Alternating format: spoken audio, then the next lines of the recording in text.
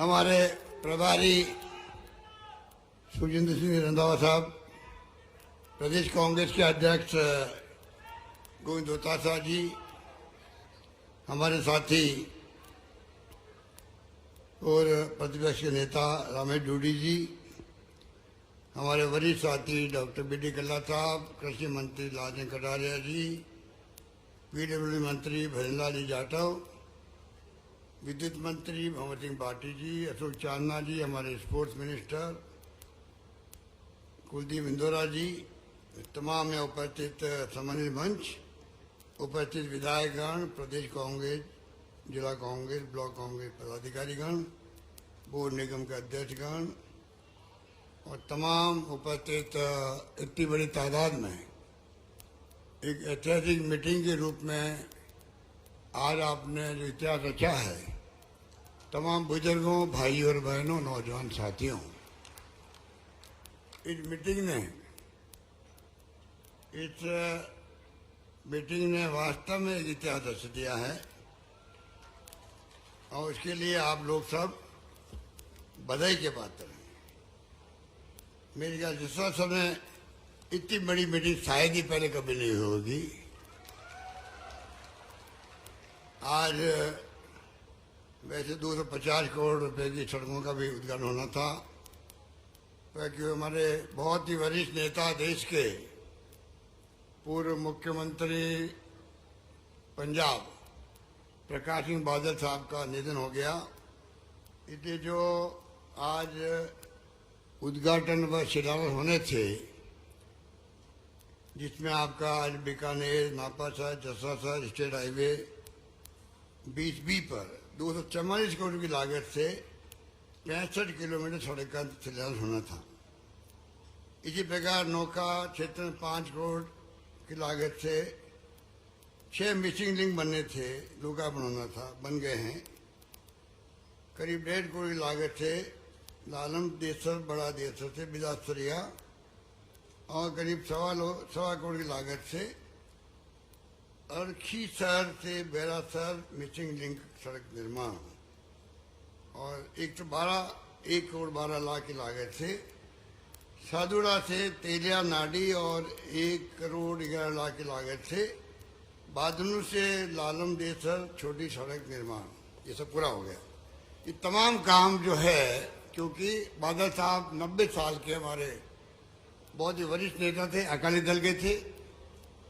मेरा भी उनसे बहुत अच्छे संबंध थे। जब कभी वो राजस्थान जयपुर आए मुख्यमंत्री के रूप में, तो मुख्यमंत्री निवास पे भी आए, वो हमने उनका स्वागत भी किया, सत्कार किया। बहुत आज जो व्यक्तित्व के धनी थे वो हमारे बीच नहीं रहे। आज राष्ट्रीय शोक घोषित किया गया। इसलिए हमने तय किया कि तमाम इन सड़कों का शिलान्यास और जो लोकार्पण है उसकी फॉर्मेलिटी करने की जरूरत नहीं रहेगी, काम रुकना नहीं चाहिए। फॉर्मल उद्घाटन लोकार्पण में नहीं कर रहा हूं, परंतु अधिकारियों को मैं कहना चाहूंगा तमाम काम जो है आप शुरू कीजिएगा, रुकने की इंतजार करने की जरूरत नहीं रहेगी। ये मैं कहना चाहता हूं आपको, जिससे कि समय पर काम पूरे हो सके। बाकी जो मेरे पूर्व वक्ताओं ने, डूडी साहब ने तो पूरा बजट भारण पढ़ दिया मेरे सामने। जब पूरा बजट भारण ही पढ़ दिया तो आप बताओ मैं अब उसमें कौन सा चूज करूं। मेरे लिए बहुत मुसीबत हो गई है। या तो रंधावा साहब कोई फैसला कर दिया या हुड्डा साहब फैसला करते, पर फिर भी जो है, फिर भी मैं चाहूंगा, क्योंकि मैं अब अगर मीटिंग कर करके मुझसे घोषणा करवाएंगे तो आप सोच सकते हो कि सब लोग उम्मीद करेंगे कि हमारे यहाँ आएंगे तो हमारी घोषणा करके ही जाएंगे।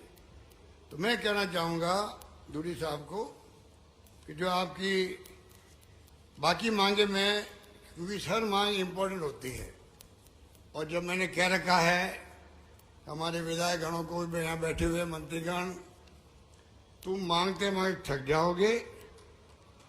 आगे क्या बोले आप? देता था नहीं थकूंगा। वो वादा आज भी मेरे जहन में है, वादा जहन में है, पर मुझे पता नहीं था कि जिला मांग लेंगे। कई लोगों ने जिला ही मांग लिया, तब भी मुझे उनके वादे पूरे करने पड़े। 19 जिले मैंने दे दिए राजस्थान की जनता को, क्योंकि एमएलए ने मांग लिए थे। तो मैंने कहा देते देते तो थकूंगा नहीं, तो वादा निभाओ। तो आज जो पूरी लिस्ट पड़ी है डूडी साहब ने, तमाम का इम्पोर्टेंट है, पर मैं चाहूंगा कि आज मैं सिर्फ जो है 3 घोषणा में करना चाहूंगा, बाकी मैं एग्जामिन करवाऊंगा। हम डूडी साहब मिल लेंगे, कब क्या हो सकता है संभावना, वो मैं बाद में करूंगा। एक तो जैसा शहर में कॉलेज खोली जाएगी, ये मैं घोषणा करता हूं।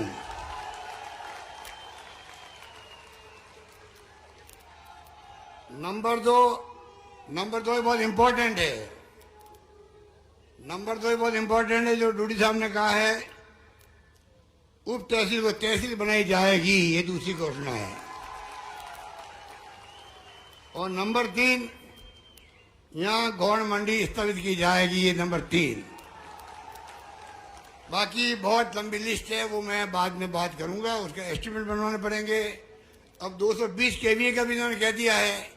इतने बड़े बड़े बजट होते हैं, उसके लिए फाइनेंस भी है, बजट भी है, विभाग भी है, उसका मैं एग्जामिन करवा के कोशिश करूंगा। आज की मीटिंग को यादगार बनाने के लिए मैंने 3 घोषणाएं कर दी है। बाकी घोषणाएं भी मैं जब करूंगा तब जसरा सर की मीटिंग को याद करके करूंगा। दादाराम जी चौधरी की मूर्ति के अनावरण में गया था, लाखों लोग इकट्ठे हुए थे। ये 1.5-2 लाख की मीटिंग है, ये कोई मामूली मीटिंग नहीं है आपकी। इतिहास बन गया है। और मेरे पूर्व वक्ताओं ने भाषण दे दिए हैं। मैं समझता हूं एक से बढ़ के एक बातें हुई है आपके सामने।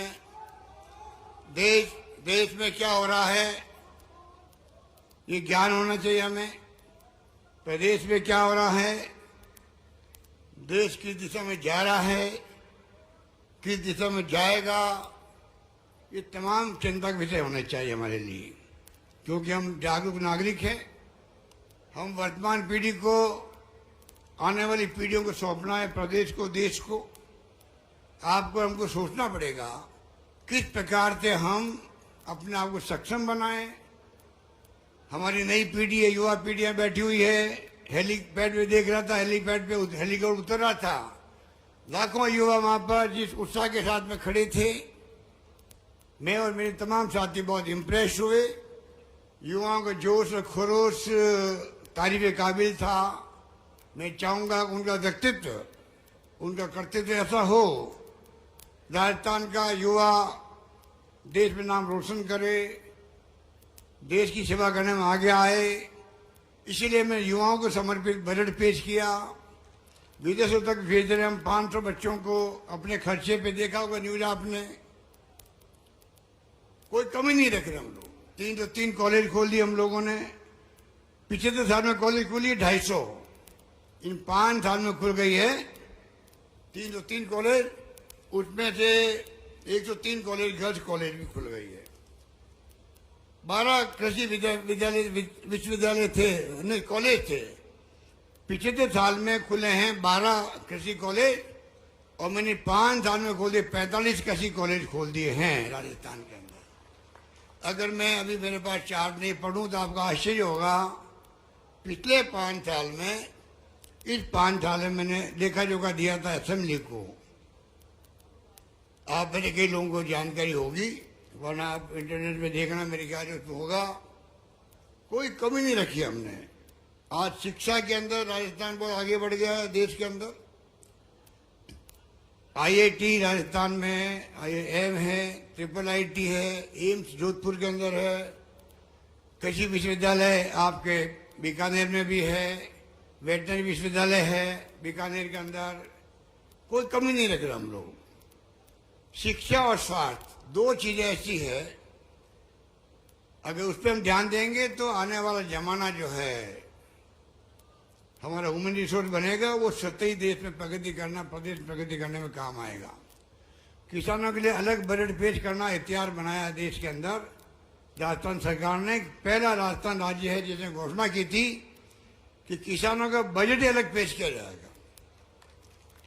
मैंने प्रधानमंत्री जी को कहा कि आपने तो रेलवे का बजट अलग पेश होता था, तमाम हमारी योजनाओं का आपने ठप कर दिया। बांसवाड़ा, डूंगरपुर,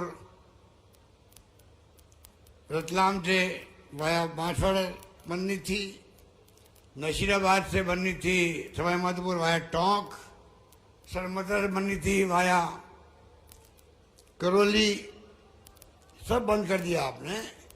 रेल बजट बंद कर दिया। हम जो है किसानों का अलग बजट पेश किया, युवाओं का अलग बजट समर्पित किया। इस प्रकार से हम लोगों ने कोई कमी नहीं रखी है। कैसे हम लोग राजस्थान को चौमुखी विकास की तरफ आगे बढ़ाएं। घोषणाएं जो की है, महंगाई राहत कैंप चल रहे हैं, उसमें चाहे 25 लाख का बीमा हो, हिंदुस्तान में कहीं नहीं, आपको मालूम है। 500 रुपये गैस सिलेंडर 76 लाख लोगों को दे रहे हैं, हिंदुस्तान में कहीं पे भी नहीं है। 100 यूनिट बिजली दे रहे हैं फ्री। 1 करोड़ 4 लाख लोगों के बिल जीरो आएगा। 2000 यूनिट से किसानों 15 लाख किसानों का बिल जीरो आएगा। इस प्रकार से कमी कोई हम छोड़ नहीं रहे हैं। दिन को बिजली देने का प्रयास कर रहे हैं। 16-17 जिलों में हो गया है। सर्दी के वक्त में तकलीफ आता किसान रात को, धीरे धीरे हम चाहते हैं कि सभी जिलों के अंदर दिन को बिजली मिले, उस काम में लगे हुए हैं।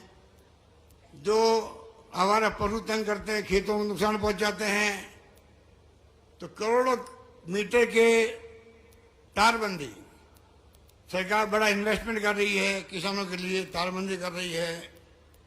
डिग्गी खोदने के लिए अनुदान बढ़ा दिया हम लोगों ने। तो आप सोच सकते हैं कि लंपी रोग में गाय मर गई, 40,000 रुपये, हिंदुस्तान में कहीं नहीं है।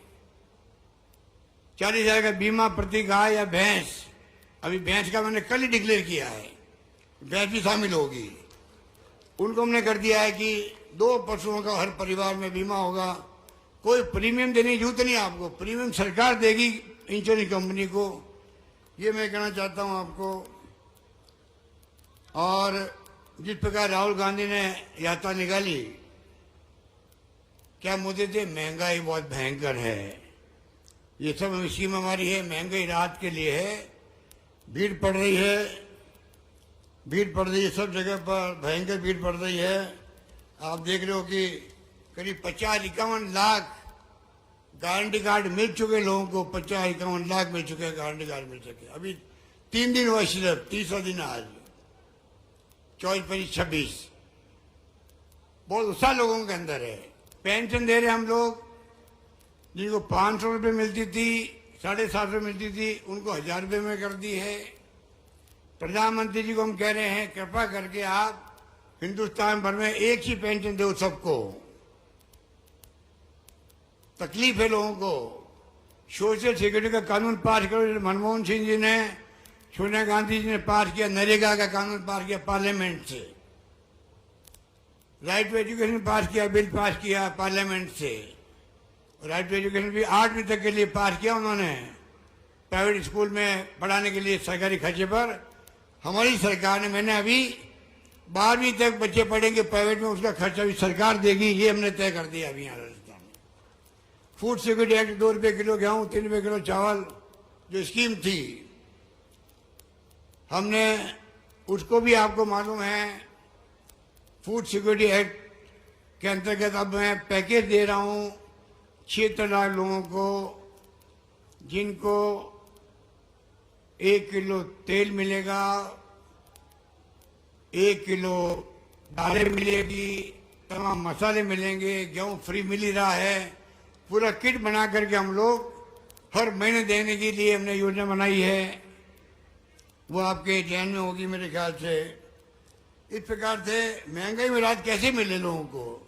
कमर तोड़ महंगाई है, महिलाएं बहुत दुखी है, पुरुष बहुत दुखी है, बेरोजगारी बहुत भयंकर है। हमने करीब 1.25 लाख से ज्यादा नौकरी दे दी है। 1.25 लाख से अधिक नौकरियां चल रही है, अभी इंटरव्यू चल रहे हैं, एग्जाम चल रहे हैं। 1 लाख की मैंने घोषणा और कर दी है इस बजट के अंदर। कोई कमी नहीं रख रहे हैं। जो सरकार कर सकती है, मैं समझता हूँ कि उसमें सरकार कोई कमी नहीं रख रही है।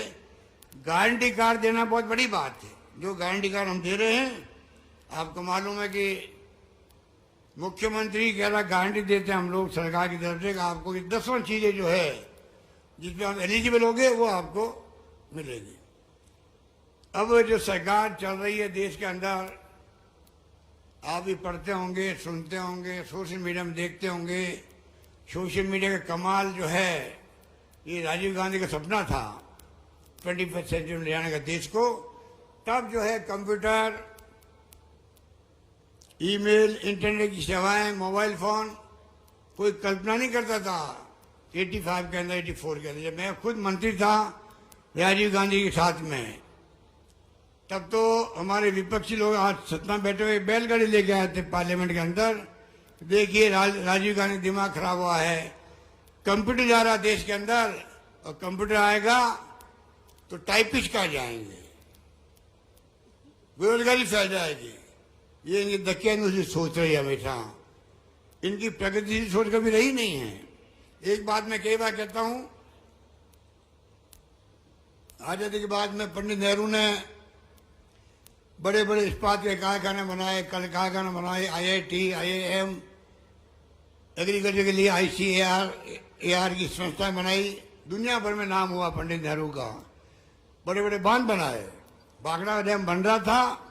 ये आज भारतीय जनता पार्टी उस पर कहलाती थी जनसंघ। आप में ने कई चीजें लोगों को मालूम होगा, जनसंघ कहलाती थी। जनसंघ के लोग कहते थे देखो पंडित नेहरू का दिमाग खराब हुआ है, बाघा डैम बना है क्या, वहां पे बिजली का लगा रहा है, बिजली का लगा रहा है। जब बाघा डैम के पानी से बिजली पैदा हो जाएगी, पानी की ताकत निकल जाएगी, पानी की ताकत निकल जाएगी तो पानी खेतों में काम क्या आएगा। ये उनकी बुद्धि उस वक्त काम करती थी इस प्रकार से।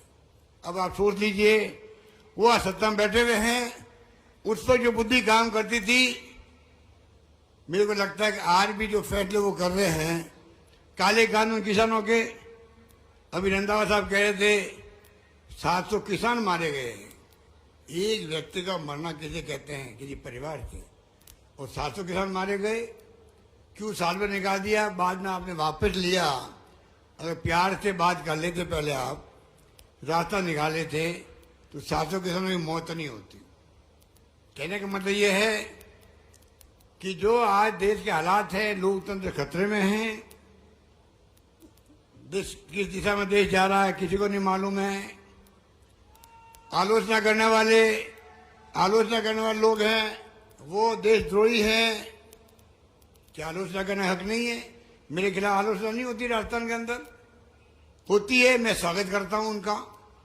आलोचना अगर अखबार वाला करता है या कोई नेता करता है, अगर उसमें कोई अच्छी बात लिखी हुई है और मुझे लगता नहीं मुझे सुधार करना चाहिए अपने आप में या मेरी सरकार में, मुझे क्या दिक्कत है? अगर पब्लिक का भला होता हो तो मैं सुधार कर लूं उसके अंदर। पर मोदी जी की डिक्शनरी वो बात नहीं है, एनडीए गवर्नमेंट डिक्शनरी वो बात नहीं है। वो तो पत्रकार, साहित्यकार, लेखक कोई आलोचना करता है, लिखता है, वो देशद्रोही है, जेल जाओ। कितने लोग जेल में बैठे हुए हैं आपको, हमको, किसी को नहीं मालूम है। ये जो हालात चल रहे हैं देश के अंदर, जुडिशरी दबाव में है, इनकम टैक्स, ईडी, सीबीआई का दुरुपयोग हो रहा है, हालात बड़े गंभीर है। उनको आपको हमको समझना पड़ेगा। और लोकतंत्र माई बाप तो आप होते हो। देखिए, हम चाहे कितनी बार मुख्यमंत्री बन जाएं, मंत्री बन जाएं, सरकारें बदलती रहती केंद्र में, राज्य में, ये नहीं भूलना चाहिए कांग्रेस ने इस देश को लोकतंत्र दिया है।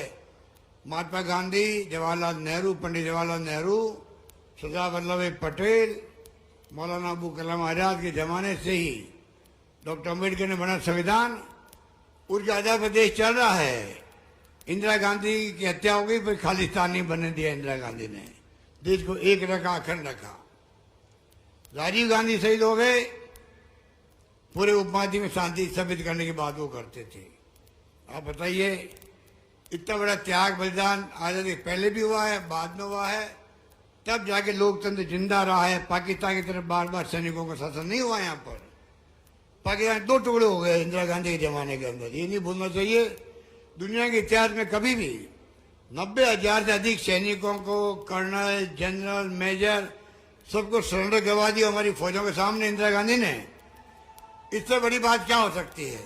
हमें गर्व होना चाहिए हिंदुस्तान की फौजों पर, इंदिरा गांधी पर, जिनके शासन में क्या नहीं हुआ। आज हमारे लोकतंत्र काम है, हम दुनिया की ताकत बनते जा रहे हैं। मोदी जी कहते हैं कि 70 साल में क्या हुआ। अरे मोदी जी, अगर आप प्रधानमंत्री बन पाए हो, इसलिए बन पाए हो कि आप लोकतंत्र जिंदा रखा है, जान दे करके देश को एक रखा, अखंड रखा, इसलिए आप प्रधानमंत्री बन पाए हो। ये मत भूलो। कांग्रेस मुक्त भारत की बात करते हैं, इसके मायने क्या हुआ? एक पार्टी शासन बहुत खतरनाक मंशा है आरएसएस की भी, बीजेपी की। अगर देश नहीं समझा टाइम पे, आने वाली पीढ़ियां भुगतेगी। रशिया की तरह, चाइना की तरह चुनाव तो होंगे, नकली चुनाव होंगे। एक पार्टी होगी वहां पर, एक पार्टी होगी, आपस में चुनाव लड़के नाटक करेगी और सत्ता में बार बार आएंगे। आज जो हम गरीब से गरीब दिल्ली के गरीब जाते हैं, किसान के घर पे जाते हैं, बूढ़े लोगों के हाथ लगाते पैरों के, एमएलए बनने के लिए, एमपी बनने के लिए, सरपंच बनने के लिए, सब बातें खत्म हो जाएगी। हर मान सम्मान अगर पब्लिक में माई बाप का है, आप सबका है, तो ये कांग्रेस का दिया हुआ है। वो जो घमंड और अहम चल रहा देश के अंदर, वो खतरनाक मोड़ ले रहा, समझने की कोशिश कीजिएगा। अभी राहुल गांधी जी ने पहले बात की अडानी जी की, जवाब नहीं कोई भी। कांग्रेस शासन में जो कहावत अपने लोकल भाषा में, लोग क्या कहेंगे, लोग क्या कहेंगे, वो डर के मारे कांग्रेस की सरकार ने डॉक्टर मनमोहन सिंह जी के वक्त में, सोनिया गांधी के वक्त में मुख्यमंत्री के इस्तीफे, कभी अशोक चौहान का इस्तीफा, विलासा देशमुख जो मुख्यमंत्री थे महाराष्ट्र के, उनका इस्तीफा हो गया। शिवराज पाटिल थे गृह मंत्री, उनका इस्तीफा हो गया। बंसल साहब थे हमारे रेल मंत्री, उनका इस्तीफा हो गया। अश्विनी कुमार थे लॉ मिनिस्टर, कानून मंत्री, उनका इस्तीफा हो गया। तो मोदी जी के राज में इस्तीफे की बात छोड़ो, अगर एक कांग्रेस का पूर्व अध्यक्ष, कांग्रेस नंबर 1 नेता, अगर मान लो खड़गे साहब और राहुल जी आरोप लगाए हाउस के अंदर मोदी जी पर, आप अडानी साहब का क्या रिश्ता आपसे है, क्या ये धर्म नहीं है सत्ता पक्ष का? प्रधानमंत्री और मुख्यमंत्री को जवाब दो उनको वापिस, जवाब कुछ भी दो, आपकी मर्जी है। ये तो कहो मेरा रिश्ता है, मेरा रिश्ता नहीं है, आपको गलतफहमी हुई है, आप झूठे आरोप लगा रहे हो, कुछ तो कहो। ये पहला मौका है देश के अंदर, प्रधानमंत्री ने मौन धारण कर रखा है अडानी जी के नाम पर। बताइए, ये लोकतंत्र में अच्छी बात है क्या? अब उनको कौन पूछेगा? राहुल गांधी को बोलने दिया नहीं हाउस के अंदर। राहुल गांधी के पिता की हत्या हो गई देश के अंदर, दादी की हत्या हो गई इंदिरा गांधी की, उसको आपने षड्यंत्र करके पार्लियामेंट से निकलवा दिया। जब वो फेमस हुए भारत जोड़ो यात्रा के अंदर, महंगाई को लेके, बेरोजगारी को लेके, नॉन वायलेंस को लेके मुद्दे थे उनके, गरीब अमीर के बीच में खाई नहीं बढ़नी चाहिए, खाई बढ़ती जा रही है, और उनको षड्यंत्र किया। और जो मुकदमा 4 साल पहले किया हुआ था, ऐसे मुकदमे होते रहते हैं। अब पहली बार है कि जो सजा दी गई राहुल गांधी को, ऐसी सजा पहली बार मिली हिंदुस्तान में, इतिहास में पहले किसी नेता को। आप बताइए। और वही मुकदमा पहले रोक दिया, स्टे करवा दिया, मुकदमा करने वाले नहीं, हाई कोर्ट से। जब निकालना था पार्लियामेंट से, तो मुकदमा वापस शुरू करवा दिया। तो बताइए, ये षड्यंत्र नहीं है क्या है? इस प्रकार अगर षड्यंत्र चलेंगे देश के अंदर, आप सोच सकते हो देश का क्या होगा, देश का क्या होगा। देश तो 75 साल हो गए हैं, आने वाले 100, 200, 500, 1000 साल अनंत काल तक चलता रहेगा देश। तो क्या हमारी ड्यूटी नहीं है कि सही को सही कहें, गलत को गलत हम कहें? इस प्रकार की भावना हम सबकी होनी चाहिए, तब जाकर के ये मुल्क जो है, जिस प्रकार की सोच हमारे नेताओं की रही है, यहाँ की संस्कृति, यहाँ के संस्कार, यहाँ की महान परंपराएं हिंदुस्तान की, दुनिया का कोई मुल्क मुकाबला कर नहीं सकता उसका। गांधी जैसे महापुरुष के लिए लोहा मानना कि आज अंतर्राष्ट्रीय दुनिया के मुल्कों में संविधान सभा में प्रस्ताव पास हुआ, 2 अक्टूबर गांधी जयंती को अहिंसा दिवस मनाएगी, पूरी दुनिया मनाएगी। आज हमें गर्व होता है। वैज्ञानिक साइंटिस्ट था आइंस्टाइन, उसने कहा जर्मनी का था, अमेरिका में जाकर बच गया। जर्मनी में जब हिटलर का राज हुआ तो क्या कहा उन्होंने, आने वाली पीढ़ियां दुनिया की विश्वास नहीं होगा कि महात्मा गांधी नाम का हार्ड मार्च का व्यक्ति इस धरती में चला भी है क्या, विश्वास नहीं होगा। इतना बड़ा व्यक्तित्व उनका था। आप कल्पना कीजिए, हमें गर्व होता है इन बातों पर, और ऐसे लोग सत्ता में बैठ गए हैं। महात्मा गांधी का भी नाम फोटो लगा देंगे, कभी फोटो हटा देंगे। अब जिसने आरएसएस पे बैन लगाया सरदार पटेल ने, उनकी बहुत बड़ी आदमकद मूर्ति लगाई है मोदी जी ने, बताने के लिए गुजरात वासियों को, देखो मैं मानता हूँ सरदार पटेल को। अरे उन्होंने आपके ऊपर बैन लगाया, जानते थे आपकी विचारधारा क्या आरएसएस की है। ये इस प्रकार के जो अम्बेडकर को जिंदगी में नाम नहीं लिया, अम्बेडकर का नफरत करते थे दलितों से लोग, आज अम्बेडकर की बात करते हैं वोट लेने के लिए। आपको हमको सच्चाई को स्वीकार करना चाहिए। सरकारें बदलती रहती है।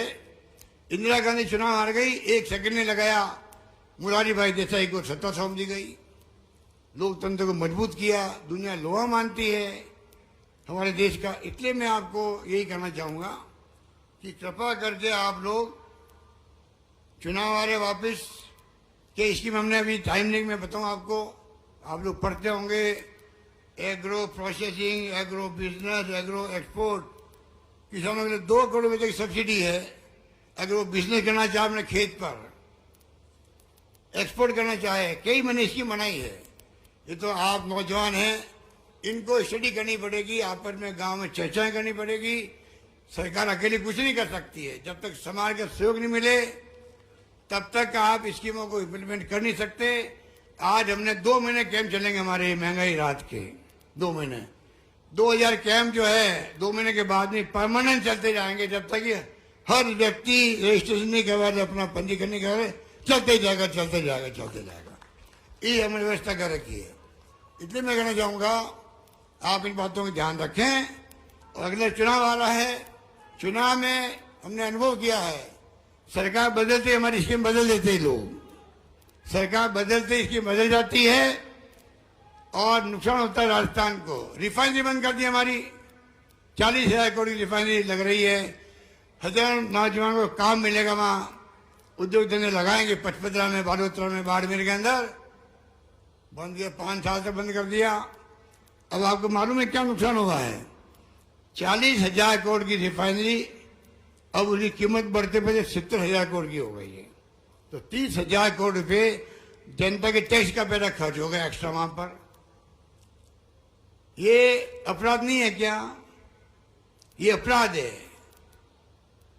ये अपराध किया है बीजेपी सरकार ने, पिछली सरकार ने। बताइए, ये तो मैंने आपको एक उदाहरण दिया है, कई उदाहरण है जो काम हमारी स्कीम बंद कर दी। और तो और बद्रीनाथ केदारनाथ में जो लोग डूब गए थे, मर गए थे तूफान से, हमने घोषणा करी, सबको नौकरी देने की घोषणा करी।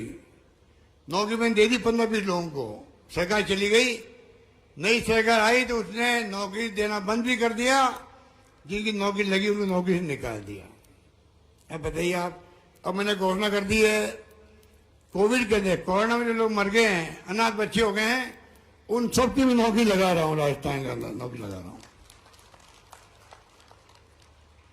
आपको मालूम है अगर सरकार बदल गई तो ये क्या उनकी नौकरी लगाएंगे?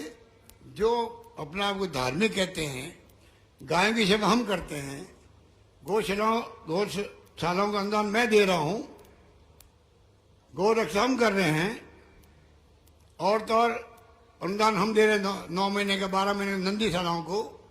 नंदी शालाएं बनाने हमने प्रारंभ कर दी राजस्थान के अंदर, 12 महीने अनुदान मिलेगा उनको, सब कुछ हम कर रहे हैं।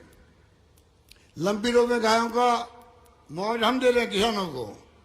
ठेकेदार बन रहे लोग, गायों का ठेकेदार बन जाएंगे, धर्म का ठेकेदार बन जाएंगे। कोई आस्था इनके धर्म में नहीं है, खाली वोट लेने के लिए हिंदू मुस्लिम करते, ये वो लोग हैं, आपको समझना पड़ेगा। इसलिए मैं कहना चाहूंगा, आज आप भयंकर जिस तादाद में आए हो जसरासर में, और मैं समझता हूं कि ये बहुत बड़ी बात है कि जो व्यक्ति नहीं रहता दुनिया के अंदर, हम जब शहीद होता कोई बॉर्डर पर, उसकी मूर्ति लगाते हैं, या दानाराम जी चौधरी की तरह जो भामाशाह होता है उसकी मूर्ति लगाई है। मैं रामेश डूडी को और उनके परिवार को मैं उनका धन्यवाद करूंगा, हमें एक अवसर दे दिया। दानाराम जी जैसे भामाशाह जिनका एक नाम था, काम था, उनकी प्रतिष्ठा थी, उनका मान सम्मान था समाज के अंदर, उनकी मूर्ति लगना मैं समझता हूं कि जैसा सर में आने वाली पीढ़ी देखेगी ये मूर्ति किसकी लगी हुई है, पता करेगी दानाराम जी की लगी हुई। दानाराम जी कौन थे, क्यों लगी मूर्ति, तब मालूम पड़ेगा वो भामाशाह भी थे, समाज सेवा करते थे, प्रतिष्ठित व्यक्ति तो धनी थे।